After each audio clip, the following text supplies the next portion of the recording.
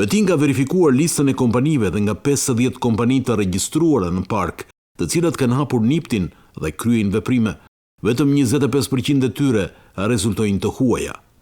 Shumica janë shqiptare si kompania Erman Beqirit, Ergys Agasit, Gëzim Hoxhës, Ariola Koromanit, administratore e kompanive të Erman Beqirit dhe Antis Papës, bashkëpunëtori Erman Beqirit.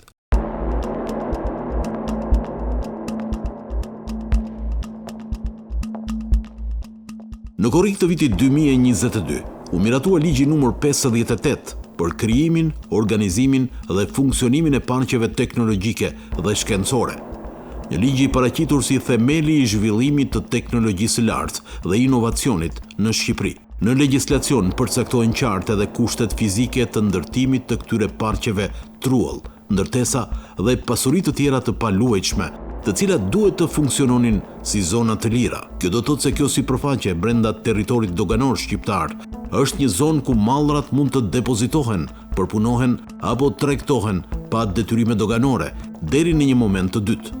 Pra, një status i privilegjuar. Mënyra se si po funksionon aktualisht dhe mënyra se si nisi nuk është diçka eficiente, sepse në momentin që ne kishim ose u diskutua krijimi një parku të tillë teknologjik, ideja pas projektit nuk ishte thjesht lehtësimi financiar për firmat ekzistuese në Shqipëri, të cilat në një farë mënyrë manipuluan ligjin dhe hapen mitë sekondare në mënyrë që të shmangin tatim fitimin.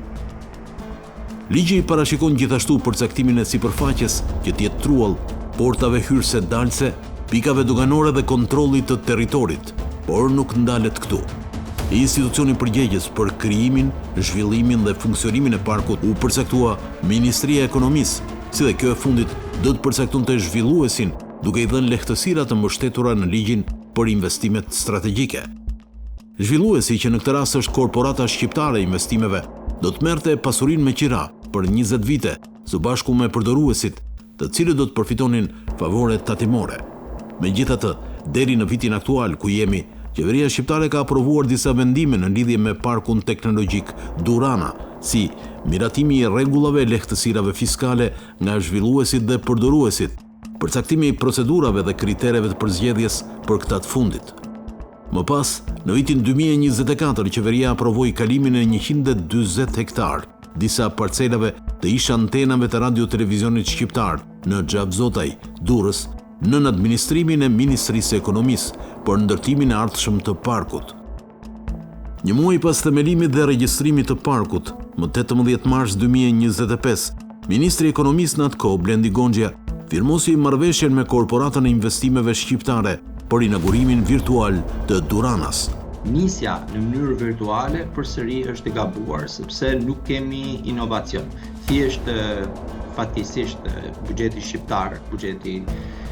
shqiptar do humb goxha nga fitimet e këtyre kompanive, të cilat kanë 10 vite në treg dhe tani janë kompani të konsoliduara, pra nuk kemi të bëjmë me startupe të cilat kanë nevojë për mbështetje nga institucionet shtetërore dhe kanë nevojë për lehtësime fiskale. Projekti me vlerën prej gati 20 milion eurosh parashikonte një paketë lehtësirash fiskale dhe doganore, duke përjashtuar përdoruesit nga tatimi mbi fitimin, tatimi mbi të ardhurat personale, TVSH dhe taksa doganore, si dhe leje qëndrimi afatgjata për punojësit e huaj. Këtë e mbështet dhe VKM-ja me numër 73 e datës 29 janar 2025, i cili thot se këto lehtësira fiskale për zhvilluesin, i cili në këtë rast është korporata, dhe për përdoruesit do të fillojnë të aplikohen nga data e fillimit të veprimtarisë ekonomike në park, qoftë kjo në fazën virtuale apo atë të operimit hibrid. E kemi në kapacitetin të bëjmë gjëra të tilla? Unë mendoj që nuk e kemi kapacitetin të bëjmë gjëra të tilla. Ne dim vetëm një pjesë të rebusit, ose 2 pjesë të rebusit. Rebusi është shumë i madh. Shqipëria është një vend i vogël që gabimisht trajtohet sikur është qendra e botës. Gabimisht mendojmë që Shqipëria është fuqia më e madhe në Ballkan, jo po energjetike, jo po klasike, jo po atomike, ku diun. Vendimi shpreh qartë se faza e parë, ajo virtuale, do të nisë brenda 3 muajve nga firmosja e marrëveshjes, ndërsa thirrja e parë për përdorues do t'ishte nga data e fillimit të fazës së parë të zhvillimit apo të operimit të këtij parku. Për sa i përket fazës hibride, virtuale dhe fizike, data e fillimit do duhet të ishte jo më vonë se 3 muaj nga marrja e lejes së përdorimit të infrastrukturës. Sipas dokumenteve zyrtare të Këshillit Ministrave, sipërfaqja për projektin Durana Tech Park nuk është vetëm ajo që është raportuar fillimisht dhe nuk ka një përputhje të qartë për bashkinë përkatëse. Kjo pasi vendimi i Këshillit Ministrave numër 185, datë 27/3/2024, flet për kalimin e pasurisë numër 336 me sipërfaqe 140.000 m2, ndërsa vendimi numër 13, datë 09/1/2025, i cili e ndryshon dhe zgjeron VKM-n e mëparshme, përfshin edhe 5 pasuri të tjera shtetërore, konkretisht 416.000 m2 ose 41.6 hektar, duke quar sipërfaqen totale të kaluar. Por këtu lind edhe një mospërputhje tjetër zyrtare, sepse VKM-ja numër 185 e vitit 2024 i referohet zonës si Gjavzotaj, Bashkia e Durrës, ndërsa vendimi numër 13 i vitit 2025 e përshkruan të njëjtën zonë kadastrale 3852 si Gjavzotaj, Bashkia Shijak, çka do thotë se për të njëjtin territor shtetëror, dy vendime qeveritare japin dy bashki të ndryshme. Këtu kemi të bëjmë me aktorë komplet të ri nga territori dhe nga zhvillimi ekonomik. Kemi të bëjmë me territorie të pa zhvilluar asnjëherë në mungesë totale të urbanizimit dhe territorie që kanë një vlerë lartësisht shumë të lartë për vetë faktin sepse flasim për tokat bujqësore të Sukthit.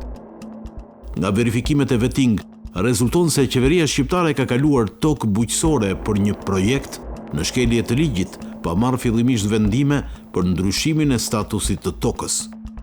Ligji aktual e ndalon ndërtimin e industrive të ndryshme apo infrastrukturave të tjera, të cilat nuk kanë lidhje me sektorin e bujqësisë në zona bujqësore.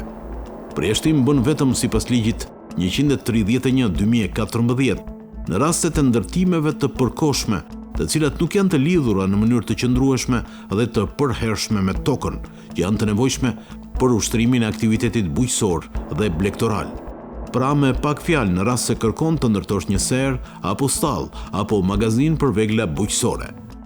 Por më tepër, në dokumentat e tjera të shfaqura në VKM-n e vitit 2025 nga Agjencia Kombëtare e Planifikimit të Territorit, tregohet se vetëm një pjesë e tokës është bujqësore. Nga ana tjetër, në vendim shtonin se hapësirat teknologjike do të ndërthuren me ato bujqësore, në mënyrë që të dyja format e ekonomisë të vazhdonin të sillnin fitimprurje për Republikën e Shqipërisë. Përbanuesit e zonës në momentin që mund të ndërhyjnë në ndërtimin e parkut, do të zhvendosen duke i paguar në shpërblime deri në momentin që do të ndërtoheshin banesat sociale. Fatkeqësisht territori i Sukthit dhe zonave bujqësore eksperimentale është një zonë komplet e braktisur për më se 30 vite. Dhe kjo normalisht që do të krijojë probleme për çdo që do të lokalizohet aty dhe njëkohësisht për çdo që do ta mendoj veten si partner i këtyre shërbimeve virtuale. Për vetë faktin sepse nuk kemi të bëjmë masë një lloj investimi në infrastrukturë, në kanalizime, por njëkohësisht ato çfarë janë të nevojshme, logjistika dhe transporti. Bashkia Shijak pritet të ketë 55 milion lek përfitime nga tarifa e pastrimit, pasi investitor dhe zhvillues në Durana janë të përjashtuar nga taksa e pasurisë si pronë shtetërore. Mirëpo vendodhja aktuale e parkut nuk është vetëm në Gjavzotaj, është në anën e kundërt të tij, ngjitur me flagën. Pra vendodhja e parkut shtrihet në dy bashki, duke krijuar paqartësi më shumë rreth VKM-ve. Në kërkesën për informacion drejtuar Bashkisë Shijak, përse i përket nëse janë njoftuar për ndërtimin e parkut, ata u përgjigjen se deri më tani nuk kanë marrë asnjë kërkesë për leje ndërtimi. Duke marrë shkas nga të dhënat zyrtare, redaksia e Veting u gjend pranë vendodhjes në Gjavzotaj, por nuk gjeti asnjë shenjë të ndarjes së Truallit, ku supozohet të ndërtohet parku teknologjik. Edhe vetë banorët shprehen se nuk kanë parë ndonjë përfaqësues të institucioneve të cilët mund t'i kenë vënë djeni që do të vendosen kufit hyrës e dalës të parkut. U jam banos në flak, e kom arshir në të tëtëm, e di se dhe bëhet një rrethim, a bë një rrethim, po kush do se bë. Pas disa kërkimeve në terren dhe kontaktit me banorët se ku mund të gjendej parku, më në fund Trualli me numër 336 u gjend në një zonë më thellë se Katundi i Ri, Durrës. Ndarjet e supozuara për hyrje daljet e parkut ishin në mes të disa fushave të rrethuara nga disa shtëpi. Trulli i reklamuar si një vendodhje e zgjedhur midis dy qyteteve të mirënjohura të Tiranës dhe Durrësit, në të vërtetë nuk ishte një trull, por një zonë bujqësore. Kjo tregohet edhe në hartën e përdorimit të tokës në planin e përgjithshëm vendor të Bashkisë Durrës. Këto dhe politika që ka ndodhur të deformimit interesave, privilegjeve politike ka ndodhur për afërsisht 35 vite. Shkatrimi i hartave të vjetra, hartografike bujqësore, shkatrimi i dokumentave të përgjithshme të vjetra, përveçimi këtyre pasurive, gjithë tjerat me radhë. Vetin kontaktoi korporatën shqiptare të investimeve dhe pyeti si ishin lidhur kontratat kur toka ishte për përdorim bujqësor, ndërkohë që VKM-ja ka kaluar pa ndryshuar përdorimin e tokës në shkelje të ligjit. Aktualisht nuk kemi një park teknologjik sipas ligjit për parqet, por një park virtual që njeh lehtësirat fiskale, a regjistron kompanit në këtë zonë. Sipas ligjit aktual për parqet teknologjike, numër 58/2022 dhe VKM-ve zbatuese, kompanit mund të përfitojnë lehtësira fiskale edhe nëse nuk është hapur, sepse ekziston një fazë quajtur virtuale.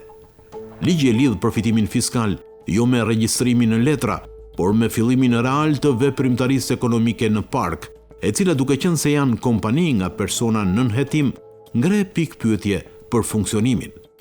Mënyra e operimit është e tillë. Në fillim parku operon 100% virtualisht dhe më pas ndërtimit të parkut fizik do operojë në mënyrë hibride.